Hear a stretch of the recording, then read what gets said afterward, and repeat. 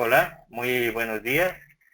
Primero que todo, quiero agradecer la presencia de todos ustedes. Vamos a dar inicio con el webinar Lecciones aprendidas en un proceso de implementación ISO 31000, la última versión 2009. Mi nombre es Carlos Restrepo y quiero agradecer también a PSB. Bueno, como Carlos Restrepo, pues me puedo presentar, formador certificado del Instituto Tecnológico de Monterrey, 20 años de experiencia profesional en el sector financiero colombiano, principalmente. He tenido la oportunidad de capacitar, de diseñar, de auditar, de implementar y operar. Adicionalmente, pues de gerenciar sistemas de gestión integral de riesgos y continuidad de negocio para algunas empresas reconocidas en Colombia. Aquí pues tienen los datos de contacto por alguna inquietud. Vamos a iniciar con los objetivos específicos. Reconocer los factores críticos de éxito en la implementación de un sistema de administración de riesgos bajo la norma ISO 31000. Adicionalmente, como objetivo específico, podemos plantear compartir lecciones aprendidas por el conferencista en un proceso de implementación del sistema de gestión de riesgos bajo la 31000. Bueno, premisas y generalidades. Inicialmente, pues, como ustedes sabrán, hay tres partes importantes dentro de la estructura de ISO 31000, que son los principios, marcos de referencia y adicionalmente el proceso como tal. De los principios a resaltar es que pues, la gestión de riesgos debería ser una parte estratégica de la compañía, generar valor apoyando el cumplimiento de los objetivos estratégicos. Adicionalmente, como no verla como una parte aislada, sino que debe estar integrada en todos los procesos de la organización.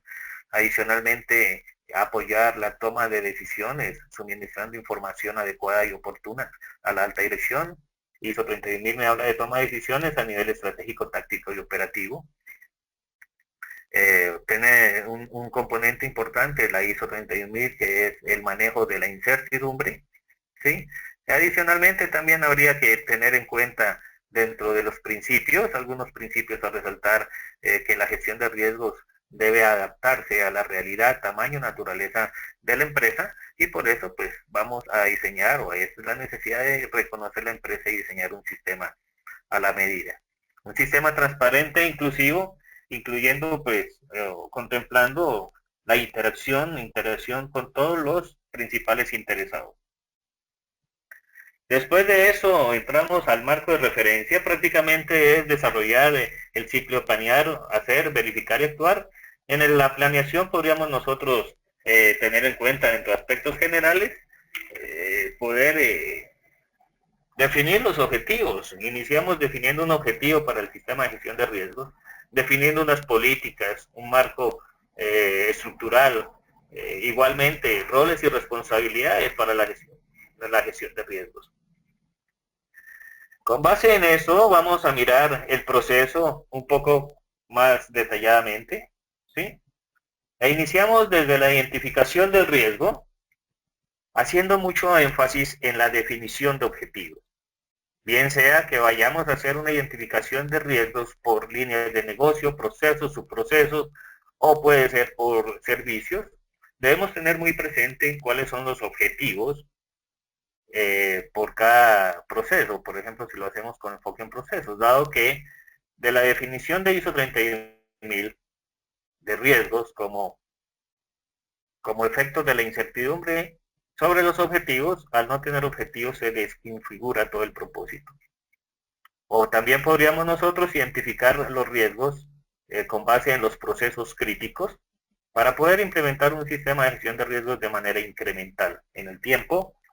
Hay que tener mucho énfasis en el tema metodológico, el poder diseñar una metodología que sea práctica, que sea útil y entendible por las personas que van a interactuar, identificando inicialmente los riesgos. Para ISO 31000, el riesgo inherente es parte de la identificación de riesgos. Cuando estamos en la etapa de identificación, no vamos a tener en cuenta los controles, mucho menos la efectividad de los controles. Vamos nosotros a identificar los riesgos, es decir, vamos a identificar eventos que puedan llegar a afectar de manera positiva o de manera negativa el cumplimiento de objetivos.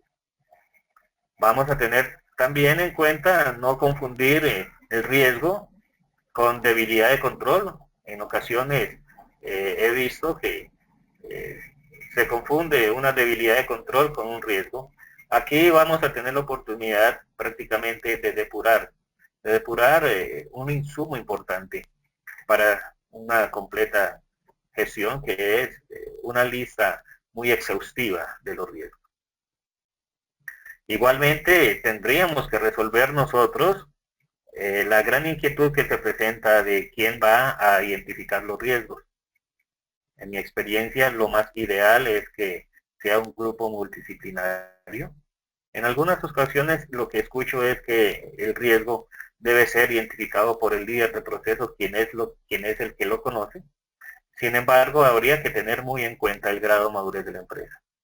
El grado de madurez con el fin de poder establecer unas bases suficientemente sólidas y dejar en algún momento solo con la autonomía al líder de proceso para que identifique los riesgos con unas metodologías, estructuras previamente identificadas y aprobadas por la organización.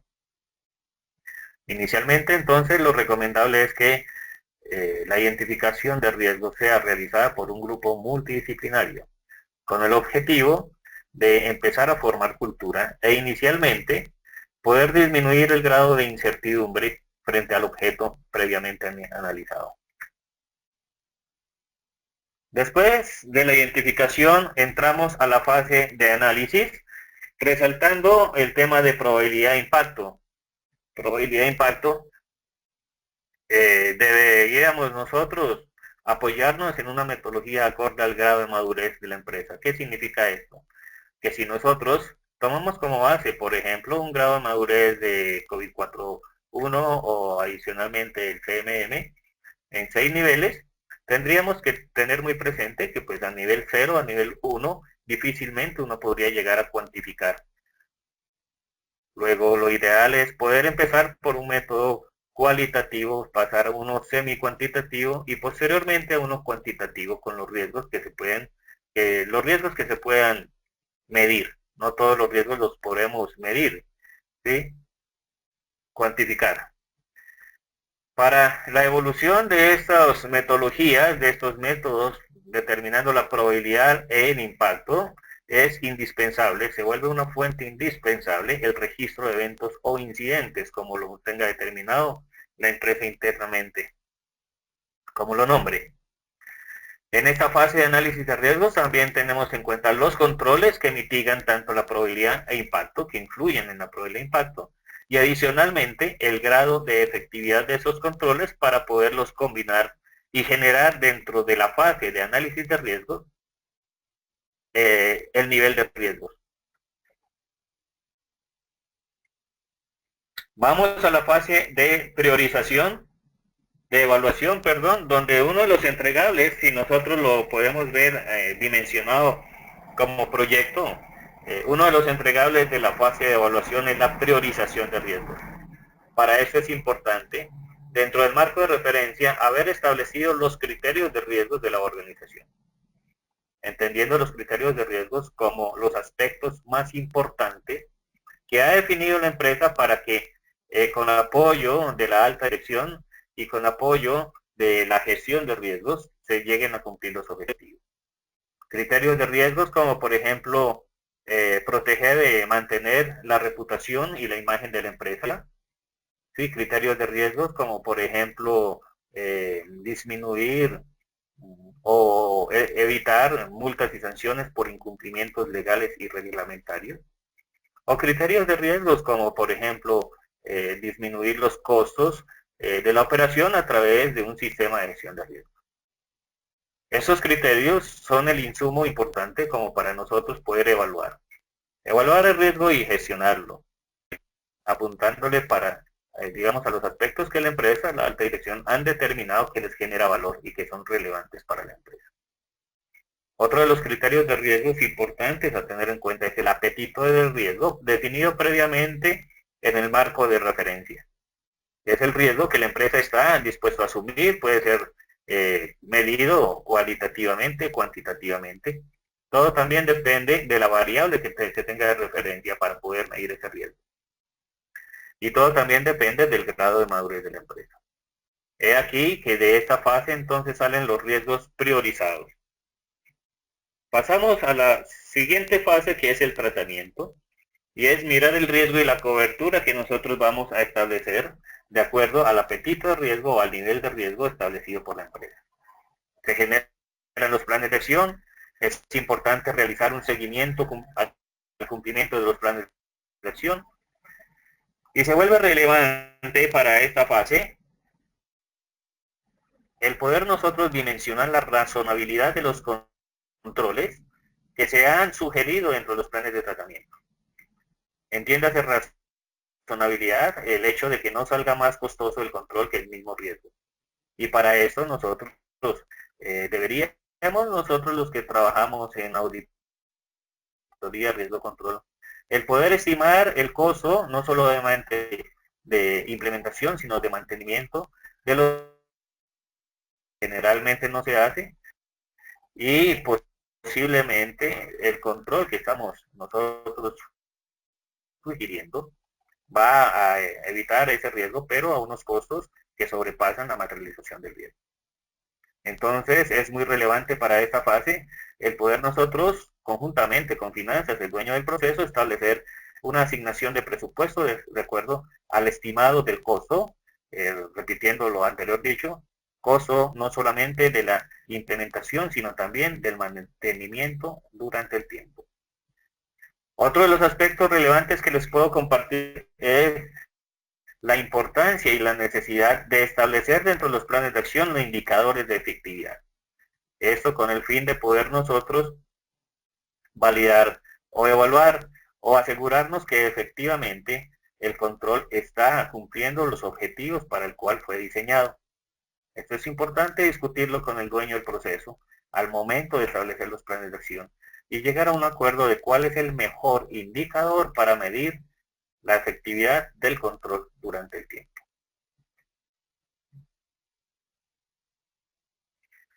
Comunicación y consulta. Planes de comunicación y consulta internos y externos. Es necesario tener planes de comunicación, de consulta internos y externos, objetivos para la comunicación interna que podrían llegar a variar con objetivos para la comunicación externa. Adicionalmente vamos a tener en cuenta cuál es el vocero oficial para la comunicación interna y pues posiblemente va a variar al vocero oficial para comunicación externa. Como parte de los reportes, como parte de la comunicación tenemos los reportes internos y los reportes externos. ¿Sí? Reportes internos y externos. La comunicación también permite para generar conciencia, para generar sensibilización, para informar y consultar a las partes interesadas sobre la evolución, sobre el diseño del sistema de gestión de riesgo. Igualmente nosotros podríamos soportarnos en el nivel y evolución de los indicadores para generar este tipo de reportes pues que sean consolidados y que realmente sean útiles para la alta dirección. Igualmente podríamos llegar a tener en cuenta para los reportes el seguimiento al perfil de riesgos, cómo ha variado de un periodo al periodo anterior, establecer la periodicidad de los reportes en conjunto con las partes interesadas cada cuánto se genera un reporte y mantener evidencia de que se ha realizado efectivamente la tarea. Y entramos a la otra fase, que es la revisión y el monitoreo, idealmente basado en indicadores. ¿Qué puedo yo monitorear y revisar el sistema? El cumplimiento de políticas y procedimientos que soportan el sistema, la efectividad del sistema, el seguimiento al perfil de riesgo. También vamos a establecer la periodicidad y la responsabilidad de quién es el que va a rendir cuentas frente a la recolección, análisis y reporte y adicionalmente a la toma de acciones sobre posibles resultados no deseados, originados por los indicadores. Estos son los elementos clave que podría yo como compartirles de mi experiencia, adicionalmente pues a los que contempla la norma, ¿sí?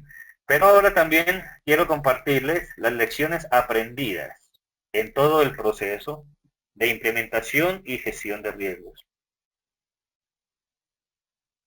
Como factores claves de éxito, personalmente he determinado que habría que colocar bastante atención y énfasis a los siguientes elementos: la existencia de criterios compartidos, la comunicación efectiva, los niveles de madurez, la asignación y comunicación de roles y responsabilidades y sobre todo que sea un sistema práctico y familiar para las personas. Vamos a ir desarrollando cada uno de estos elementos haciendo énfasis en algunas cuestiones. ¿A qué me refiero cuando hablo de criterios compartidos?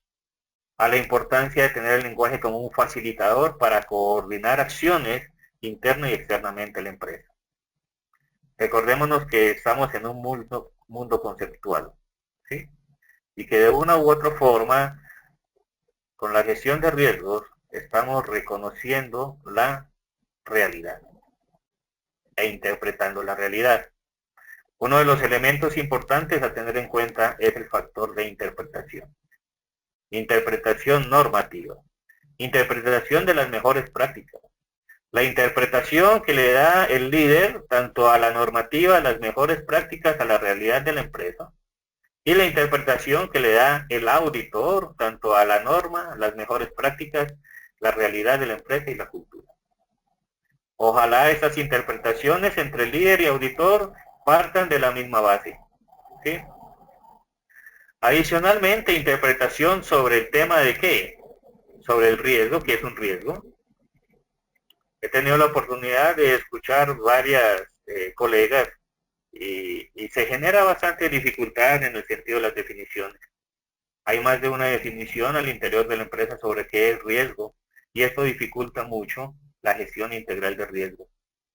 Definición de un evento, qué es un evento, qué es una incidencia, qué es un incidente, qué es el perfil de riesgo, sobre qué hablamos cuando estamos mencionando la valoración del riesgo y adicionalmente qué es el apetito del riesgo y cuál es el apetito del riesgo definido dentro de la organización. Son elementos importantes a tener en cuenta. Y fíjense en ustedes el título que está resaltado en el cuadrito azul. El lenguaje como un facilitador para coordinar acciones dentro de nuestras organizaciones y acciones con las partes interesadas. El otro elemento importante es la comunicación efectiva. Comunicación efectiva para crear nuevas realidades a través del lenguaje, generando o buscando la sinergia entre los principales involucrados. Hemos visto como, por ejemplo, el tema de gestión de riesgos debe ir muy alineado a la estrategia y adicionalmente a la estructura de la empresa, a los procesos. Luego nosotros deberíamos hacer sinergia con la alta dirección, con toda la organización y sobre todo con quien lidera los procesos de la compañía, llámese área de calidad, llámese área de organización y métodos o cualquier otro nombre que tenga. Y vamos a través del lenguaje a generar un acuerdo de voluntades entre los principales interesados para que pongan su grano de arena en la construcción y mantenimiento del sistema. ¿Sí? Crear un ambiente participativo entre los principales interesados, enfocándonos siempre en la mejora continua. Vamos a reconocer los avances que ha tenido la empresa y a tenerlos en cuenta dentro de la estructuración de nuestro sistema de gestión de riesgo. Nunca vamos a iniciar de cero una implementación. Vamos a generar confianza y credibilidad a toda la empresa a través de nuestro trabajo asertivo, a través de nuestra asertividad en cuanto a las relaciones internas y externas con la empresa. Y a fortalecer el poder de convocatoria para poder apoyarnos en los diferentes puntos de vista que se tiene sobre un mismo objeto. ¿Sí? Nos vamos a apoyar en el poder de convocatoria para involucrar a los principales interesados, para ganar voluntades y crear un sistema de la empresa para la empresa. Otro de los elementos que hay que tener en cuenta es el error, pero como parte de aprendizaje. Evitar el paradigma de castigar el error, porque si continuamos con ese paradigma, se mantiene la barrera de que la gente nos reporte los incidentes o los riesgos que han acontecido en cada uno de esos procesos. Respecto al nivel de madurez, hay que hacer mucho énfasis en pequeños pasos certeros planificados, en implementar el sistema de manera gradual, ¿sí? Soportado en un plan estratégico de riesgos que nos permita visualizar el estado en el cual se pretende llegar a mediano y a largo plazo. Y con base en esto tener un plan táctico para poder llegar a cumplir los objetivos y las metas definidas. Con base en ese modelo de madurez. ¿Sí? Adicionalmente, pues no hay que, obviamente hay que tener en cuenta las consideraciones para el cumplimiento normativo, en el cual pues nos colocan algunas fechas de obligatorio cumplimiento para implementar y generar algunos entregables de nuestro sistema. Importante tener sincronismo con auditoría interna, en el sentido de que auditoría interna reconozca cuál es el de madurez de la empresa y con base en ese nivel de madurez pueda diseñar y realizar sus planes y pruebas de auditoría. En ocasiones auditoría supondría que ya estamos en un grado máximo y aplicaría como para, perdón, evaluar el sistema, los estándares y buenas prácticas internacionales y sobre eso nos evalúa. Obviamente pues el sistema, el informe pues sale bastante grueso si hasta ahora estamos iniciando con la implementación. E igualmente el criterio con auditoría externa, que obviamente pues viene por algunos momentos en nuestra empresa no tiene un conocimiento tan profundo de nuestra cultura, realidad como auditoría interna. Y entonces auditoría externa habría que hacerle reconocer cuál es el grado de madurez. Recuerden por favor que la auditoría audita que la empresa haga lo que dice que hace. Importante detenernos también en cuanto a las responsabilidades. ¿A qué se hace responsable el líder de riesgos?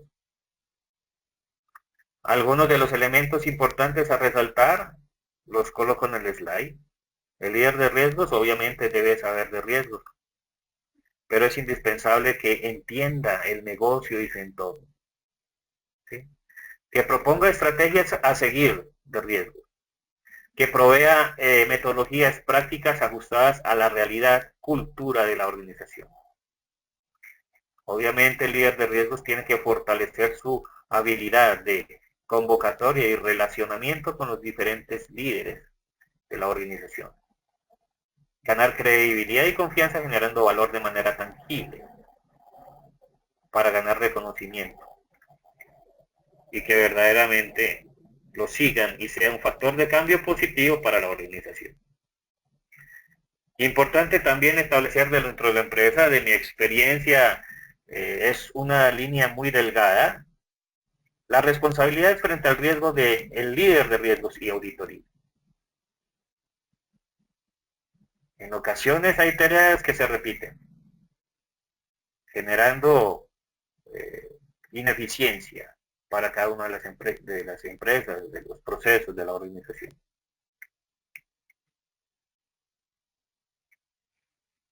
Un gran reto para los que implementamos, que el sistema sea práctico y familiar. Y aquí hablamos de la sensibilización. Pero es una sensibilización en doble vía.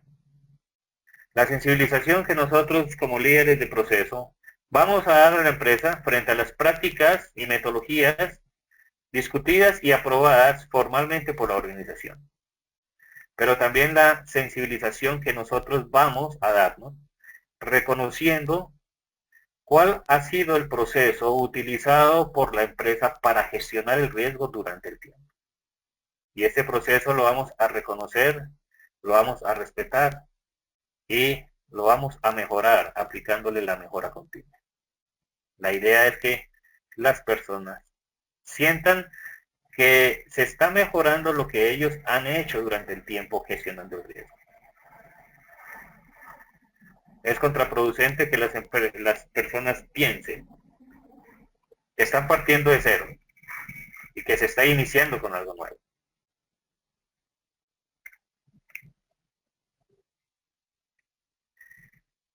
Entonces, prácticamente eso es lo que yo me permito como compartirles de la experiencia implementando sistemas, gerenciando sistemas. Voy a mirar aquí el chat por si hay alguna pregunta.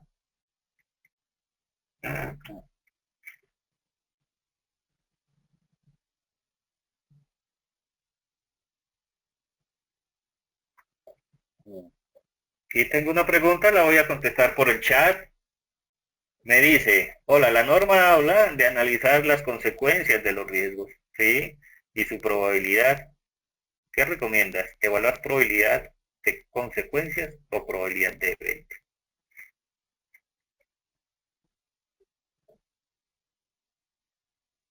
Bueno, quiero reflexionar sobre la pregunta para responder lo que me preguntan y no lo que me imagino.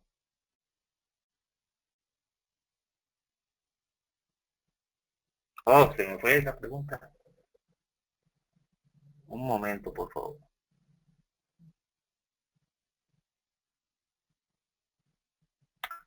Bueno, inicialmente lo que se recomienda es la probabilidad, ¿sí? Probabilidad del evento.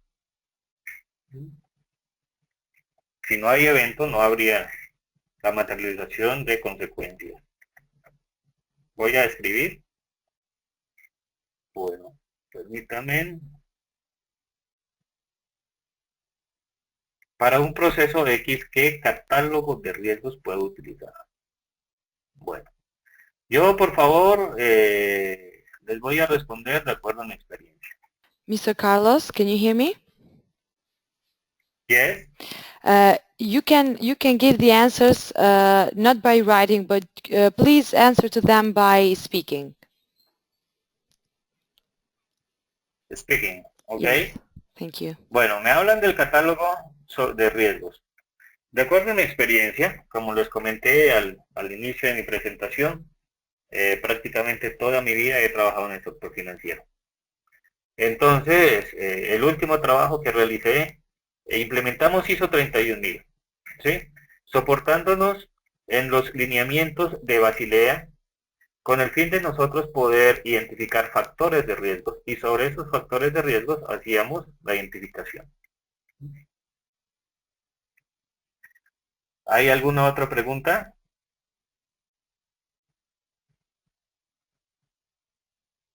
Estoy revisando el chat. Pienso que las que me han enviado ya, están resueltas. Ya volví a mirarlo. Sí, escucho preguntas y con mucho gusto les comparto mi experiencia en la implementación de un sistema de gestión de riesgos. ¿Qué quiero decir con eso? Es la experiencia que he tenido, pero no es la verdad absoluta. Ustedes lo pueden llegar a tomar como una alternativa para analizar, ¿sí? Y determinar si es lo que mejor se ajusta a las empresas de ustedes o no. Aquí tengo otra pregunta. ¿Cómo se evalúa la efectividad de un control y cómo se incorpora en la matriz de evaluación de riesgo? Oh, importantísimo, por favor. importantísimo, porque a veces empezamos a gestionar sin nosotros ser muy conscientes si el control es efectivo o no es efectivo, y adicionalmente, sin ser conscientes de cuánto cuesta. La efectividad del control, aquí la pregunta es como muy amplia. La efectividad del control, de mi experiencia, me siento con el líder del proceso y empezamos a discutir cuáles son las variables importantes que se van a tener en cuenta en cuanto al control. Y con base en estas variables nosotros la combinamos, ¿sí? Criterios cuantificados para generar un indicador. ¿Mm? Dice aquí, por ejemplo, ¿cómo se evalúa la efectividad de una alarma de incendio de un edificio?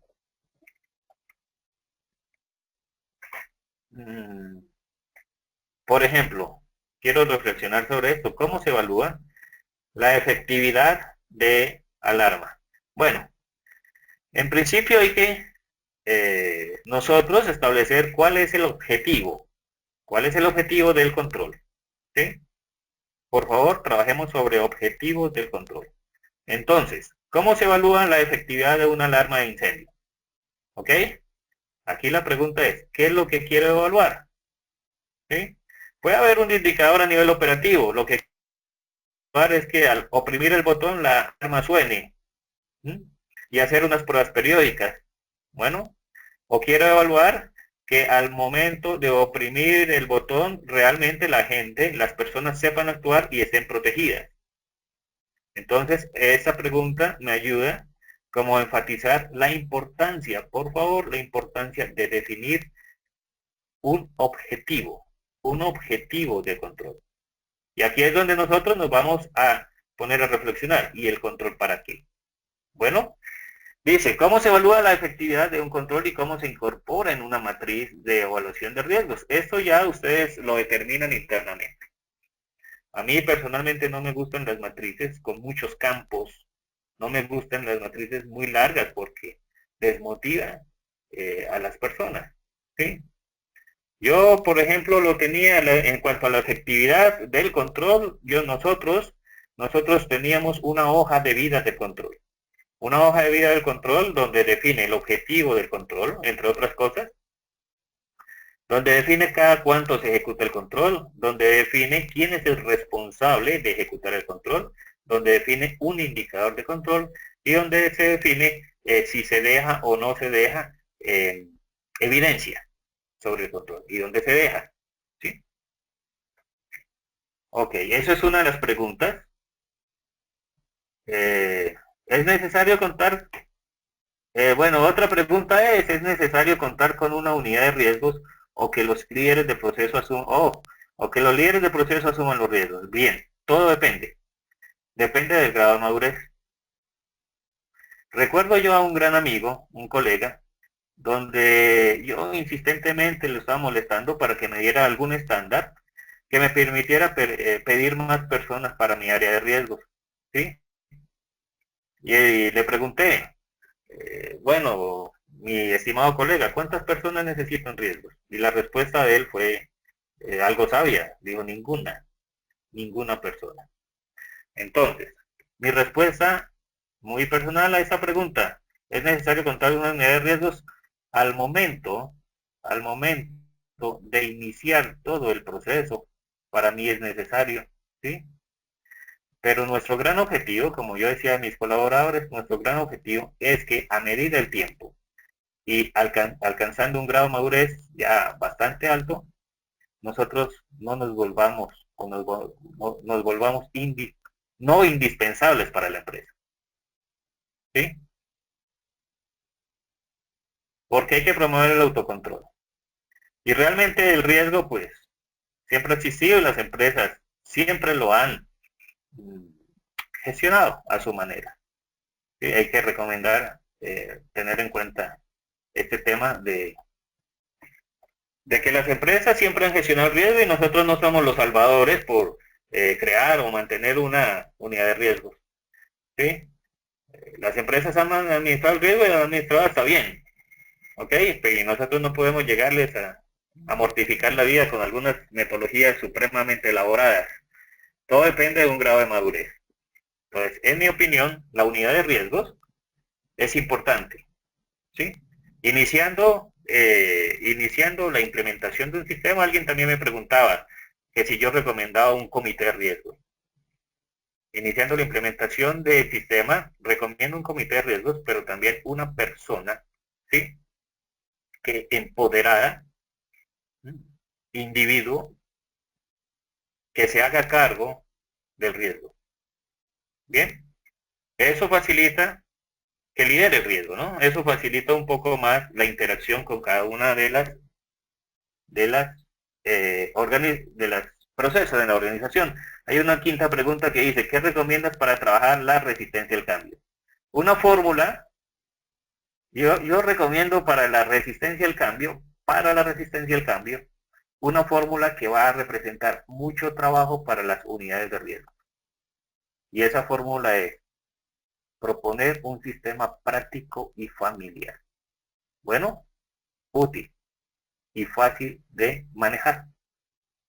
Les aseguro que con esta fórmula, pues va a representar algunas trasnochadas por parte de los que trabajamos en riesgo, pero vamos a disminuir el grado de resistencia. Recuerden por favor que el grado de resistencia radica principalmente en el cómo se hacen las cosas, no en el qué.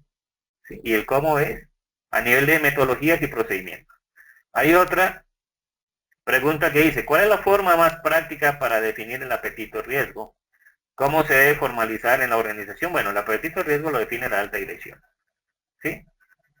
Y obviamente entonces lo debe formalizar a partir o un mandato de la alta dirección.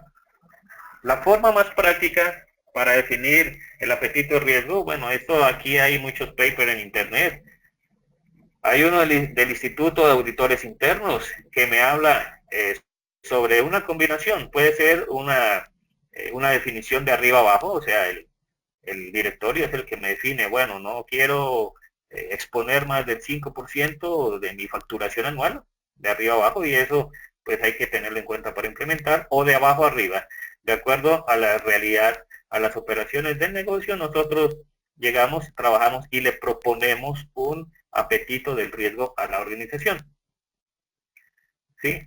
O también el Instituto de Auditores Internos propone un método combinado, de arriba abajo y abajo arriba.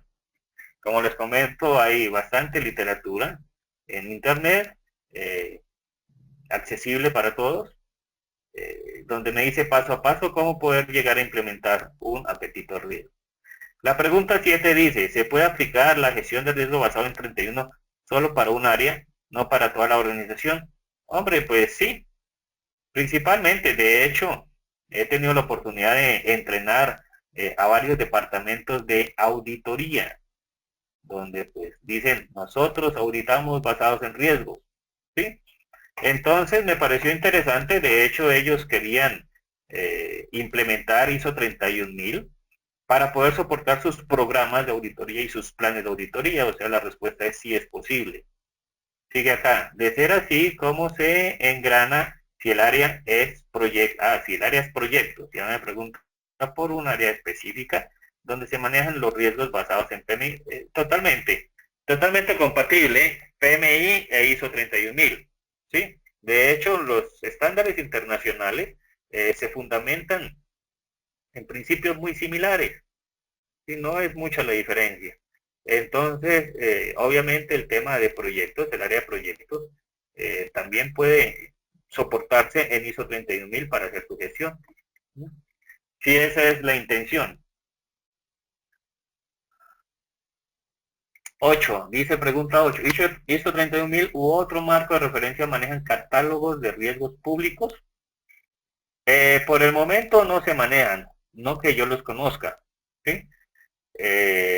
Prácticamente, de mi experiencia, no me gustan mucho los catálogos.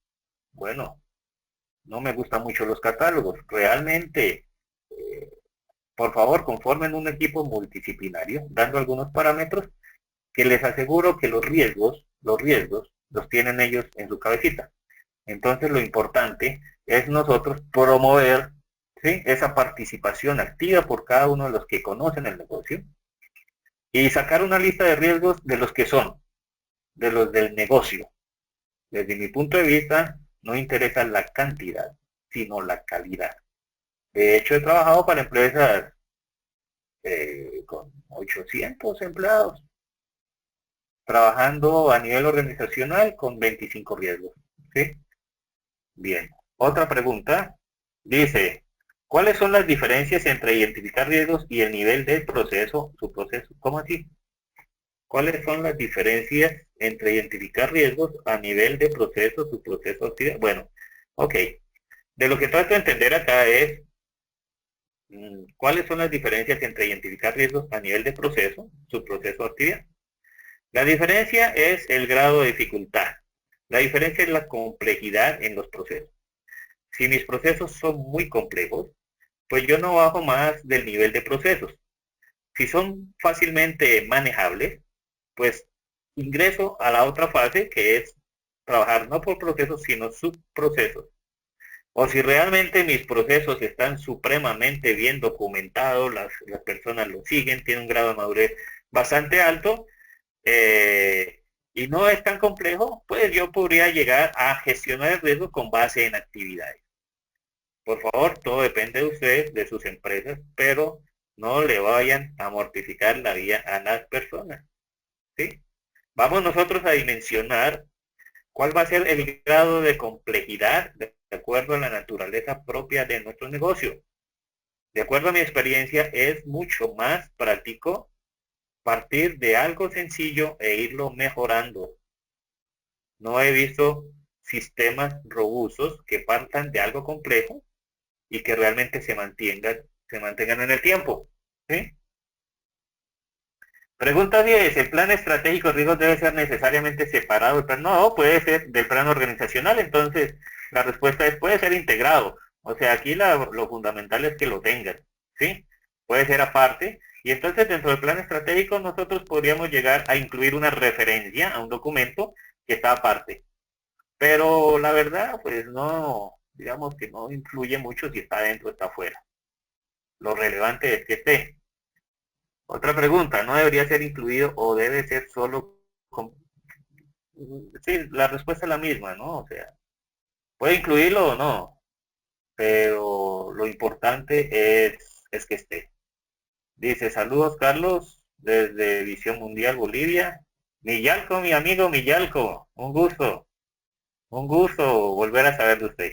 Dice, ¿el plan estratégico de riesgos debe ser necesariamente separado del plan estratégico? No, no, mi estimado Millalco, no necesariamente. Digamos que aquí ya estamos en el mundo de la forma, ¿sí?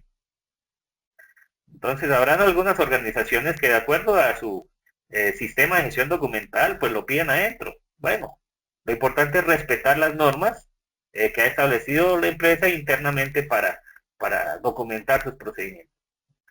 Pero si nos centramos en el fondo, realmente vuelvo y repito, no interesa que esté adentro, que esté afuera, lo importante es que interese y que sirva de guía, que sirva de guía para las actividades del líder de riesgo. Ok, debe realizar. Ok. Entonces, mis estimados amigos y colegas, pues de todo corazón les compartí algunos de los elementos que de mi experiencia me pareció importante poderles compartir, ¿sí? Para que lo tuvieran en cuenta. Y bueno, muchas gracias por su participación. Me han dicho ya que ha finalizado esta fase. Entonces, muchas gracias. Un abrazo para todos. Hasta luego.